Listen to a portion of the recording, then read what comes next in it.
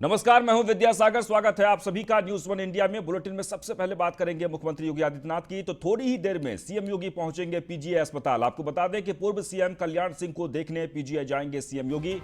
Ventilator support पर PGI में भर्ती हैं पूर्व सीएम कल्याण सिंह। तो अब से कुछ ही देर बाद मुख्यमंत्री योगी आदित्यनाथ पीजीआई पहुंचेंगे, जहां पूर्व सीएम कल्याण सिंह को उनका हालचाल जानेंगे, देखने के लिए पहुंच रहे हैं पीजीआई मुख्यमंत्री योगी आदित्यनाथ। वेंटिलेटर सपोर्ट पर पीजीआई में भर्ती हैं पूर्व सीएम कल्याण सिंह। कई दिनों से बीमार हैं और फिलहाल मुख्यमंत्री योगी आदित्यनाथ आज यानी अब से कुछ ही देर बाद पीजीआई पहुंचकर उनका हालचाल जानेंगे। एक बार आपको फिर से बता दें, खबर लखनऊ से है, जहां पर थोड़ी ही देर में सीएम योगी पहुंचेंगे पीजीआई अस्पताल पूर्व सीएम कल्याण सिंह को देखने के लिए। वेंटिलेटर सपोर्ट पर पीजीआई में भर्ती हैं पूर्व सीएम कल्याण सिंह। और एस के वाजपेयी इस वक्त हमारे साथ जुड़ रहे हैं फोन लाइन पर। एस के वाजपेयी, क्या जानकारी मिल रही है? मुख्यमंत्री योगी आदित्यनाथ पूर्व सीएम और साथ ही साथ पूर्व गवर्नर कल्याण सिंह को देखने पीजीआई जा रहे हैं। हालांकि वो पीजीआई में भर्ती हैं और वो लाइफ सपोर्ट सिस्टम पर हैं, क्योंकि पिछले करीब 20 दिनों पहले उनको ब्रेन में खून का थक्का हुआ था। उसके अलावा माइनर हार्ट अटैक हुआ था, साथ ही साथ उनका बीपी और शुगर भी बढ़ा हुआ था, जिसके बाद उनको एडमिट कराया गया था। और लगातार मुख्यमंत्री योगी आदित्यनाथ 2 बार पहले भी जा चुके हैं और आज भी मुख्यमंत्री आदित्यनाथ उनका हालचाल जानने के लिए पीजीआई पहुंच रहे हैं। तो निश्चित है कि किस तरीके से इलाज हो रहा है और अब तक उनकी स्वास्थ्य की क्या स्थिति है, यह जानकारी लेने के लिए मुख्यमंत्री खुद मौके पर जाकर निरीक्षण करेंगे। अब से थोड़ी देर बाद मुख्यमंत्री पीजीआई पहुंचेंगे, जिसमें पूर्व गवर्नर के स्वास्थ्य की जानकारी मुख्यमंत्री योगी आदित्यनाथ लेंगे। जी चलिए, बहुत बहुत शुक्रिया। तो एक बार आपको फिर से बता दें, अब से कुछ ही देर बाद मुख्यमंत्री योगी आदित्यनाथ पीजीआई पहुंचने वाले हैं पूर्व सीएम कल्याण सिंह को देखने के लिए, उनका हालचाल जानने के लिए। तस्वीरों में आप देख सकते हैं, एक बार आपको फिर से बता दें, काफी दिनों से बीमार हैं कल्याण सिंह। और ये सीधी तस्वीर हम आपको दिखा रहे हैं। मुख्यमंत्री योगी आदित्यनाथ पहुंच चुके हैं पीजीआई में और कल्याण सिंह का हालचाल जान रहे हैं। आपको एक बार फिर से बता दें कि काफ़ी दिनों से वेंटिलेटर सपोर्ट पर हैं पूर्व सीएम कल्याण सिंह। उनकी स्थिति काफ़ी नाजुक बनी हुई है। राजनाथ सिंह भी वहाँ पर पहुँचे थे। बीजेपी के तमाम जो बड़े नेता हैं वो कल्याण सिंह को देखने के लिए पीजीआई पहुँच रहे हैं। लेकिन अभी इस वक्त मुख्यमंत्री योगी आदित्यनाथ पहुंचे हैं, उनके हालचाल को लेकर डॉक्टरों से बातचीत कर रहे हैं, जानकारी ले रहे हैं। सीधी तस्वीर हम आपको दिखा रहे हैं लखनऊ से, पीजीआई अस्पताल से, जहां पूर्व सीएम कल्याण सिंह से मिलने पहुंचे हैं सीएम योगी आदित्यनाथ। एक्सक्लूसिव तस्वीर हम आपको दिखा रहे हैं। एक बार आपको फिर से बता दें कि जैसे पहले ही तय किया गया था, समय पहले से तय था कि मुख्यमंत्री आज पहुंचने वाले हैं। इससे पहले भी 2 बार वो जा चुके हैं पीजीआई कल्याण सिंह को देखने के लिए। काफ़ी दिनों से भर्ती हैं वहाँ पर और बीजेपी के एक के बाद एक कद्दावर नेता वहाँ पर पहुंचकर उनका हालचाल जान रहे हैं। और मुख्यमंत्री वहाँ पहुँच गए हैं। एस के वाजपेयी इस खबर पर नज़र बनाए हुए हैं। एस के वाजपेयी मुख्यमंत्री वहाँ पर पहुँच चुके हैं। पहले ये भी खबर आ रही थी कि जब भी मुख्यमंत्री वहाँ पर जाते थे, कल्याण सिंह जी की तबीयत इतनी ख़राब है कि वो पहचान भी नहीं पा रहे थे। क्या अब उसमें सुधार आया है? एस के वाजपेयी, आप हमें सुन पा रहे हैं?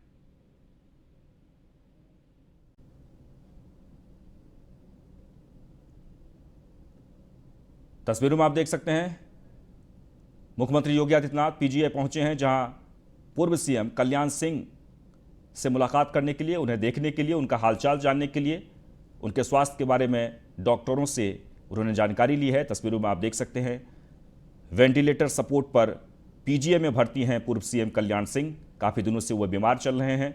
मुख्यमंत्री लगातार उनके स्वास्थ्य को लेकर वो खुद ही चिंतित रहते हैं और अस्पताल में जाकर उनका हालचाल जानते हैं। इससे पहले भी 2 बार वो जा चुके हैं पीजीआई और आज एक बार फिर से मुख्यमंत्री योगी आदित्यनाथ पूर्व मुख्यमंत्री कल्याण सिंह को देखने के लिए अस्पताल पहुंचे हैं। और एसजीपीजीआई अस्पताल पहुंचे हैं मुख्यमंत्री योगी आदित्यनाथ। तस्वीरों में आपको हम दिखा रहे हैं सीधी तस्वीर लखनऊ से, जहां पूर्व सीएम कल्याण सिंह अस्पताल में भर्ती हैं। आपको एक बार फिर से बता दें, कई दिनों से भर्ती हैं उत्तर प्रदेश के पूर्व मुख्यमंत्री कल्याण सिंह। एस के वाजपेयी हमारे सहयोगी जो इस खबर पर लगातार नज़र बनाए हुए हैं, उनसे बात करने की हम कोशिश करते हैं। एस के वाजपेयी, मुख्यमंत्री वहां पर पहुंच चुके हैं? बिल्कुल मुख्यमंत्री योगी आदित्यनाथ पहुंचे हैं और जिस तरीके से पूर्व गवर्नर और साथ ही साथ उत्तर प्रदेश के पूर्व मुख्यमंत्री कल्याण सिंह वहां भर्ती हैं, लगातार जो विशेषज्ञ डॉक्टर हैं उनकी टीम वहां पर लगातार उनकी निगरानी कर रही है, चाहे वो नेफ्रोलॉजिस्ट हो, न्यूरोलॉजिस्ट हो, चाहे वो कार्डियोलॉजिस्ट हो, और साथ ही साथ में जो क्रिटिकल केयर यूनिट है वो भी लगातार उनकी निगरानी कर रही है। तो मुख्यमंत्री योगी आदित्यनाथ स्वयं पहुंचकर ये देखेंगे कि आखिर किस तरीके का इलाज मिल रहा है, अब तक उनके स्वास्थ्य में किस तरीके का सुधार है और क्या समस्याएं आ रही हैं। बहुत सारी विषयों को लेकर मुख्यमंत्री योगी आदित्यनाथ स्वयं वहां पहुंचे हैं। तो निश्चित है कि जहां पहले भी मुख्यमंत्री 2 बार जा चुके हैं और आज दोबारा से मुख्यमंत्री वहां पर तीसरी बार पहुंच रहे हैं, तो निश्चित है कि मुख्यमंत्री स्वयं निरीक्षण करने के लिए वहां पहुंचे हैं। और कहीं ना कहीं मुख्यमंत्री योगी आदित्यनाथ लगातार उनके स्वास्थ्य की जानकारी जहां पहले फोन से जो निदेशक एसजीपीजीआई हैं उनसे लेते रहे हैं, आज मौके पर पहुंचकर मुख्यमंत्री योगी आदित्यनाथ उनके स्वास्थ्य का हालचाल जानेंगे। जी लेकिन जहां तक कल्याण सिंह की स्वास्थ्य के बारे में अगर बात की जाए तो इस वक्त उनकी क्या स्थिति है, डॉक्टरों की तरफ से क्या कहा जा रहा है? बिल्कुल, अगर हम कल्याण सिंह के स्वास्थ्य की बात करें तो उनकी हालत चिंताजनक है, क्योंकि उनको लाइफ सपोर्ट सिस्टम पर रखा गया है। जब पहले दिन उनको समस्या हुई थी उस दौरान उनके ब्रेन में खून का थक्का जमा था, साथ ही साथ माइनर हार्ट अटैक हुआ था। उसके अलावा उनका जो शुगर लेवल है वो बहुत ज्यादा बढ़ा हुआ था, जिसके बाद उनको लोहिया संस्थान ले जाया गया था। हालांकि 24 घंटे के बाद लोहिया संस्थान से उनको पीजीआई रेफर कर दिया गया था उनकी हालत को देखते हुए, जिसके बाद लगातार क्रिटिकल केयर यूनिट उनकी निगरानी कर रही है। हालांकि वो लाइफ सपोर्ट सिस्टम में है और जिस तरीके का अब तक उनका हेल्थ बुलेटिन जारी हुआ है पीजीआई से, उनकी हालत चिंताजनक लगातार बनी हुई है। जी बिल्कुल, एक बार हम फिर से बता दें कि चिंताजनक स्थिति है और कल्याण सिंह को देखने के लिए अब से कुछ ही देर पहले मुख्यमंत्री वहां पर पहुंचे थे, डॉक्टरों से उन्होंने बातचीत की है। इसके वाजपेयी, जहां तक मुख्यमंत्री की बात कर लीजिए, मुख्यमंत्री खुद ही चिंतित रहते हैं, कई बार वो पहुंच चुके हैं अस्पताल में उनको देखने के लिए और बीजेपी के तमाम जो बड़े नेता हैं वो भी पहुंच रहे हैं। डॉक्टर की तरफ से क्या कुछ कहा जा रहा है? बिल्कुल, अगर हम डॉक्टर्स की बात करें तो डॉक्टर्स लगातार उनके स्वास्थ्य की निगरानी कर रहे हैं और लगातार उनकी मॉनिटरिंग की जा रही है। जो भी उनके हेल्थ के पैरामीटर्स हैं उसको लगातार मेजरमेंट उनका हो रहा है और कोशिश की जा रही है कि जल्द से जल्द उनके स्वास्थ्य में सुधार आए। हालांकि जब वो पीजीआई पहली बार रेफर होकर आए थे लोहिया संस्थान से, उस दौरान उनकी स्थिति में जरूर थोड़ा सुधार हुआ था, लेकिन उसके बाद दोबारा से उनकी स्थिति बिगड़ी थी, जिसके बाद उनको लाइफ सपोर्ट सिस्टम पर रखा गया था। हालांकि एक विशेषज्ञों की टीम निदेशक एसजीपीजीआई ने बनाई है, जिसमें नेफ्रोलॉजिस्ट, न्यूरोलॉजिस्ट, कार्डियोलॉजिस्ट और साथ ही साथ क्रिटिकल केयर टीम के सदस्यों को शामिल किया गया है, जो लगातार उनकी हेल्थ पर निगरानी बनाए हुए हैं और कोशिश की जा रही है कि जल्द से जल्द उनकी हेल्थ को सामान्य किया जाए और उनको जो भी बेहतर ट्रीटमेंट हो वो वहां पर दिया जाए। जी बिल्कुल, डॉक्टरों की एक पूरी टीम लगी हुई है उनके स्वास्थ्य को ठीक करने के लिए, बेहतर इलाज के लिए, और लगातार मुख्यमंत्री खुद निगरानी किए हुए हैं, देख रहे हैं, सब लोग मिल रहे हैं उनसे। उम्र भी काफ़ी हो गई है। सवाल ये उठता है कि जो एक समस्या जो काफ़ी दिनों से आ रही थी, कि लोगों को पहचान नहीं पा रहे थे, क्या उसमें सुधार आया है? हाँ बिल्कुल, जहां तक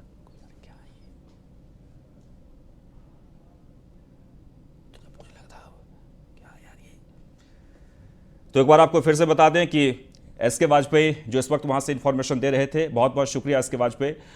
सवाल ये उठता है कि जहां तक कल्याण सिंह की बात कर लीजिए, काफ़ी दिनों से वहां पर भर्ती हैं, उनकी स्थिति काफ़ी नाजुक है और मुख्यमंत्री अभी वहां पर पहुंचे थे। चलिए आगे बढ़ते हैं। दिल्ली के मुख्यमंत्री अरविंद केजरीवाल का ऐलान, डॉक्टरों स्वास्थ्यकर्मियों के नाम पद्म अवार्ड के लिए केंद्र को भेजेंगे। 15 अगस्त की पूर्व संध्या पर होती है पद्म अवार्ड की घोषणा।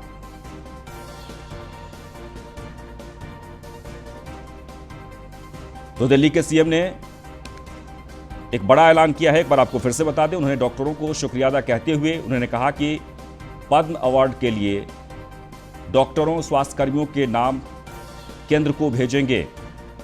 15 अगस्त की पूर्व संध्या पर होती है पद्म अवार्ड की घोषणा और ऐसे में दिल्ली के मुख्यमंत्री अरविंद केजरीवाल ने यह ऐलान किया है।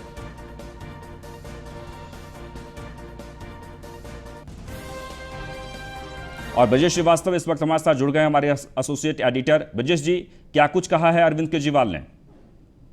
देखिए, सबसे बड़ी बात यह है कि बेहद अहम है जिस तरह से पद्म अवार्ड, जो इसमें पद्म विभूषण है, पद्म भूषण है और पद्मश्री अवार्ड हर साल गणतंत्र दिवस के अवसर पर दिए जाते हैं। उन तमाम विशिष्ट विभूतियों को जिन्होंने अलग अलग क्षेत्रों में अलग अलग एक तरह से कार्य किए हैं, जो विशिष्ट कार्य किए हैं, जिसको लेकर के पद्म अवार्ड दिए जाते हैं। इस बार दिल्ली के मुख्यमंत्री अरविंद केजरीवाल ने इस कोविड की लड़ाई के दौरान जिस तरह से स्वास्थ्य कर्मियों ने जो है बड़ी भूमिका अदा की, उसको देखते हुए इस बार उन्होंने फैसला किया है कि जो डॉक्टर्स और पैरामेडिकल स्टाफ है उनके नाम जो पब्लिक के जरिए 15 अगस्त तक एक डॉक्टर्स और पैरामेडिकल स्टाफ है उनके नाम जो पब्लिक के जरिए 15 अगस्त तक एक मेल आईडी दी गई है जिसमें 15 अगस्त तक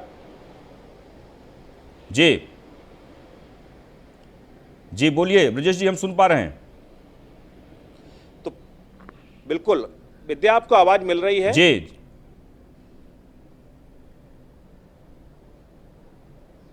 जी ब्रजेश जी, अपनी बात बिल्कुल। तो देखिए 15 अगस्त की वो समय तय किया गया है जब जनता से केजरीवाल राय लेंगे और जनता उनको बताएगी कि आखिर कौन कौन से डॉक्टर्स ने बेहतरीन काम किया है। इस समय जिस समय ऑक्सीजन नहीं मिल रहा था, बेड नहीं मिल रहा था, उस समय डॉक्टरों ने किस तरीके से लोगों की जान बचाई है। के अग्रवाल का जिक्र बार बार आता। के अग्रवाल को इससे पहले भी पद्मश्री अवार्ड मिल चुका था, जिन्होंने कोरोना के दौरान जो बेहतरीन कार्डियोलॉजिस्ट थे देश के, जो है जिन्होंने अपनी जो है इस कोविड के दौरान जान गंवाई। इस तरह के न जाने कितने डॉक्टर्स हैं जिन्होंने इस कोविड के दौरान जो है काम करते हुए अपनी जानें गंवाई हैं। बहुत सारे ऐसे लोग हैं जिन्होंने विशिष्ट काम किए हैं। तो अब जनता के जरिए ये तय किया जाएगा कि आखिर किसे किसे पद्म अवार्ड से सम्मानित किया जाना चाहिए, और वो फिर राज्य सरकार जो है केंद्र को रिकमेंडेशन भेजेगी और उसके बाद केंद्र सरकार इसको फैसला करेगी कि इसमें से कितने डॉक्टर पैरामेडिकल स्टाफ को पद्मश्री दिया जाना है। क्योंकि हर एक पद्मश्री के लिए अलग अलग कोटा होता है। जहां पब्लिक से सीधे तौर पर मांगा जाता है वहां राज्य सरकारें अपनी तरफ से रिकमेंड करती हैं। तो इस बार जो राज्य सरकार की रिकमेंडेशन है वो केवल डॉक्टर्स और पैरामेडिकल स्टाफ के लिए होगा। बाकी किसी और सेक्टर से राज्य सरकार पद्म अवार्ड्स के लिए किसी को नॉमिनेट नहीं करेगी। तो ये अपने आप में बेहद फैसला है। और इससे पहले प्रधानमंत्री खुद हर बार जो है कोरोना वॉरियर्स के तौर पर जो है डॉक्टर और पैरामेडिकल स्टाफ को संबोधित करते रहे हैं, और उनका कहना है कि इस पूरे कोरोना वॉरियर्स ने अपनी जान की परवाह किए बगैर ना जाने कितने लोग की जान बचाई है, और वो सैल्यूट करने लायक हैं। तो अब केजरीवाल ने उस कड़ी पे आगे बढ़ते हुए उन्हें पद्म अवार्ड से सम्मानित करने का जो है एक ऐलान किया और कहा है कि हम पूरी कोशिश करेंगे कि ज़्यादातर डॉक्टर और पैरामेडिकल स्टाफ को पद्म अवार्ड से सम्मानित करवाएं। जी, एक अच्छी पहल है, लेकिन सवाल यह है कि क्या कुछ डॉक्टरों के नाम सामने आ रहे हैं कि वो कौन कौन से डॉक्टर होंगे? क्या इस बात की जानकारी मिल पा रही है?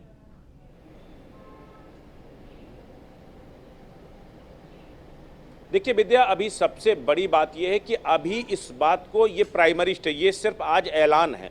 इसके बाद एक मेल आईडी जारी की गई है। उस मेल आईडी में जनता अपनी राय देगी, अलग अलग नाम, उनके द्वारा किए गए काम वो बताएगी, और वो जनता की तरफ से जितने भी नाम आएंगे उसके बाद उनको फिल्टर करेगी राज्य सरकार, और राज्य सरकार उसमें से कुछ नामों को केंद्र सरकार को भेजेगी नॉमिनेशन के लिए कि हमारी तरफ से रिकमेंडेशन इन नामों को लेकर के है, और इनको जो है चूंकि जनता द्वारा चुने गए हैं और इनको पद्म अवार्ड दिए जाने चाहिए। तो वो डिफरेंट कैटेगरी हैं, किसको पद्म विभूषण, किसको पद्मश्री, किसको पद्म भूषण अवार्ड अलग अलग जो है दिए जाएंगे। इसको लेकर रिकमेंडेशन देगी। तो अभी नाम कौन है ये तय नहीं है। बहुत बहुत शुक्रिया जानकारी के लिए। तो एक बार आपको फिर से बता दें कि एक अच्छी पहल दिल्ली के मुख्यमंत्री अरविंद केजरीवाल की तरफ से, और हम सीधे लिए चलते हैं मध्य प्रदेश, जहां मुख्यमंत्री शिवराज सिंह चौहान इस वक्त प्रेस से बातचीत कर रहे हैं।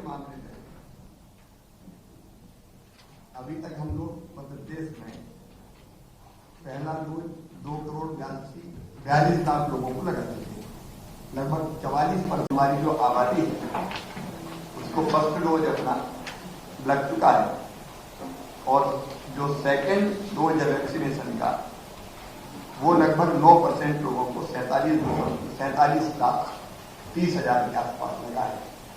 अभियान लगातार जारी है, और एक चीज हम लोगों ने अच्छी की है मध्य प्रदेश में कि 10 का जो बाउल रहता है उसमें से 11 की रहती है। अगर समझदारी से लगाई जाए, हिसाब किताब से ठीक ढंग से लगाई जाए, तो 10 की बाउल से 11 लोगों को लगते हैं। तो वो भी लगातार हम लोग प्रयास कर रहे हैं मध्य प्रदेश में, उसमें अच्छा प्रयास किया है। जुलाई में अब तक 25 लाख डोज वैक्सीनेशन के लग चुके हैं, और अब अगस्त के लिए अपने प्रयास लगातार जारी है। ये मैं इसलिए उल्लेख कर रहा था कि आप अपने अपने जिलों में अभी आ रहे हैं, तो वैक्सीनेशन के काम की समीक्षा हम लोग जरूर करते रहे। टेस्ट पर्याप्त हो।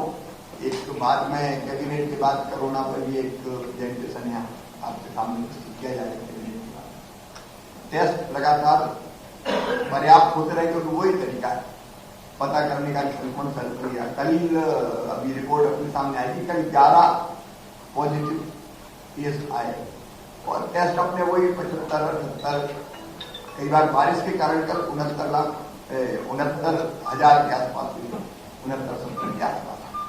वैक्सीनेशन की काम की समीक्षा लगातार चलती रही। एक बहुत महत्वाकांक्षी कार्यक्रम है हमारा प्रधानमंत्री गरीब कल्याण योजना, उसके अंतर्गत अन्न उत्सव 7 अगस्त को अन्न उत्सव का कार्यक्रम संपन्न होने वाला है। हमारे तो मुख्यमंत्री शिवराज सिंह चौहान जो अपनी योजनाओं को लेकर प्रेस को जानकारी दे रहे थे। खबर जौनपुर से, जहां पर आज जौनपुर दौरे पर डिप्टी सीएम केशव प्रसाद मौर्य होंगे। कई कार्यक्रमों में डिप्टी सीएम हिस्सा लेने वाले हैं। 200 से ज्यादा कार्यों और परियोजनाओं का आज शिलान्यास करेंगे। करीब 2 बजे बाबतपुर एयरपोर्ट से कार्यक्रम में सीधे पहुंचेंगे डिप्टी सीएम। टीडी कॉलेज में कार्यक्रम का आयोजन किया गया है। तो एक बार आपको फिर से बता दें कि जौनपुर दौरे पर आज होंगे डिप्टी सीएम केशव प्रसाद मौर्य। 200 से ज्यादा कार्यों और परियोजनाओं का शिलान्यास और लोकार्पण करेंगे। करीब 2 बजे बाबतपुर एयरपोर्ट से सीधे कार्यक्रम में पहुंचेंगे डिप्टी सीएम। टीडी कॉलेज में कार्यक्रम का आयोजन किया गया है।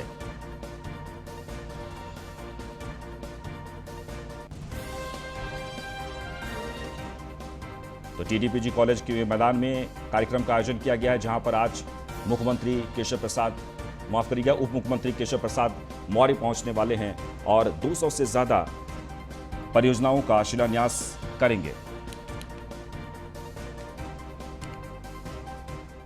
आगे बढ़ते हैं। उत्तराखंड में ऊर्जा निगम के कर्मचारी अपनी 14 सूत्री मांगों को लेकर 26 जुलाई की रात से हड़ताल पर चले गए हैं। बिजली कर्मचारियों का कहना है कि शासन ने उनकी मांगों पर कोई सकारात्मक निर्णय नहीं लिया है। ऐसे में उन्हें मजबूरन बेमियादी हड़ताल पर जाना पड़ा। ऊर्जा निगम के कर्मचारियों की मांग है कि एसीपी की पुरानी व्यवस्था लागू हो और उनपल के माध्यम से काम पर लिए गए कर्मियों का नियमितीकरण किया जाए। संविदा कर्मचारियों की समान कार्य समान वेतन की मांग सरकार पूरी करे। यही नहीं, पे मैट्रिक्स में भी सुधार की मांग कर्मचारी कर रहे हैं। ऊर्जा निगमों में इंसेंटिव अलाउंसेस का रिवीजन की भी मांग कर्मचारियों ने की है।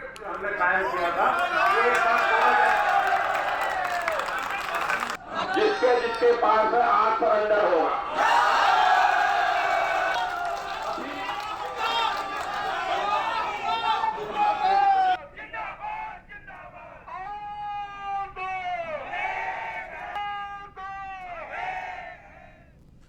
उत्तराखंड में एक हफ्ते के लिए बढ़ा कोरोना कर्फ्यू। 4 अगस्त तक जारी रहेंगी पाबंदियां। आपको बता दें कि 50% क्षमता के साथ खुलेंगे स्पा और सैलून। सोशल डिस्टेंसिंग का सख्ती से पालन करना होगा। 100% क्षमता के साथ खुलेंगे केंद्र और प्रदेश सरकार के सभी कार्यालय। प्रदेश में जारी रहेगा वीकेंड लॉकडाउन और रात्रि कर्फ्यू। सुबह 8 बजे से रात के 9 बजे तक सभी दुकानें खुले रहेंगे। उत्तराखंड में एक हफ्ते के लिए कोरोना कर्फ्यू को बढ़ा दिया गया है। 4 अगस्त तक जारी रहेंगी पाबंदियां, जिसमें कुछ रियायत भी दी गई है। आगे बढ़ते हैं। खबर बाराबंकी से है, जहां पर न्यूज वन इंडिया की खबर का बड़ा असर हुआ है। बाढ़ में लोगों के फंसे होने का मामला सामने आया था, जिसके बाद मामले में न्यूज वन इंडिया ने प्रमुखता से इस खबर को दिखाई। खबर दिखाए जाने के बाद मौके पर पहुंचे डीएम और एसपी। डीएम आदर्श सिंह, एसपी यमुना प्रसाद ने बाढ़ इलाके का निरीक्षण किया। अधिकारियों को बाढ़ प्रभावित इलाके में उन लोगों तक राहत सामग्री पहुंचाने के निर्देश दिए हैं और खबर का यह असर हुआ है। न्यूज वन इंडिया पर प्रमुखता से इस खबर को दिखाए जाने के बाद प्रशासन जागा और प्रशासन के तमाम जो आला अधिकारी हैं वो मौके पर पहुंचकर पीड़ितों को राहत सामग्री भेजने के लिए निर्देश दिए गए हैं।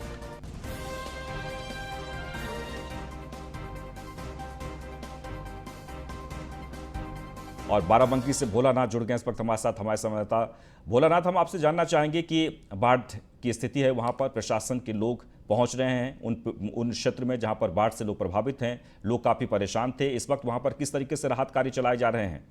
देखिए, बिल्कुल बता दें, नेपाल से घाघरा नदी में पानी छोड़े जाने के बाद घाघरा नदी उफान पर और सुंदर नगर सहित करीब दर्जन भर गांव रामनगर तहसील क्षेत्र के प्रभावित है, जिसके बाद न्यूज वन इंडिया पर प्राथमिकता से खबर दिखाई गई तो प्रशासन हरकत में आया और जिला अधिकारी डॉक्टर आदर्श सिंह व पुलिस अधीक्षक यमुना प्रसाद मौके पर गए और वह गांव का जायजा लिया। इस दौरान जिला अधिकारी डॉक्टर आदर्श सिंह ने संबंधित अधिकारियों को कड़े शब्दों में निर्देश भी दिए हैं कि सभी जो बाढ़ पीड़ित लोग हैं या कुछ लोग कभी गांव में फंसे हैं उनको बाढ़ राहत सामग्री उपलब्ध कराई जाए, त्रिपाल उपलब्ध कराया जाए और उनको सुरक्षित बंधे पर पहुंचाया जाए, क्योंकि अभी वो गांव की स्थिति जो है वहां पर करीब चलिए, बहुत बहुत शुक्रिया। इस बीच नैनीताल से खबर आ रही है, जहां पर नैनीताल रोड पर नैना गांव के सामने एक 26 साल की युवती का शव मिलने से सनसनी फैल गई है। युवती की हत्या उसके पति ने नैनीताल घुमाने के दौरान की और शव को छुपा दिया। 26 साल की बबीता के पिता ने 15 जून को डाबरी थाना में बेटी की गुमशुदगी की रिपोर्ट दर्ज करवाई थी। पुलिस की पूछताछ में उसके पति ने अपना जुर्म कबूल कर लिया है और बताया कि 12 जून को उसने पत्नी की हत्या कर दी थी। बता दें कि पुलिस ने 45 दिन बाद मृतक युवती का शव कलमठ से बरामद किया है और उसे पोस्टमार्टम के लिए भेज दिया है। वहीं पत्नी की हत्या के मामले में आरोपी पति के खिलाफ मुकदमा दर्ज कर लिया गया है।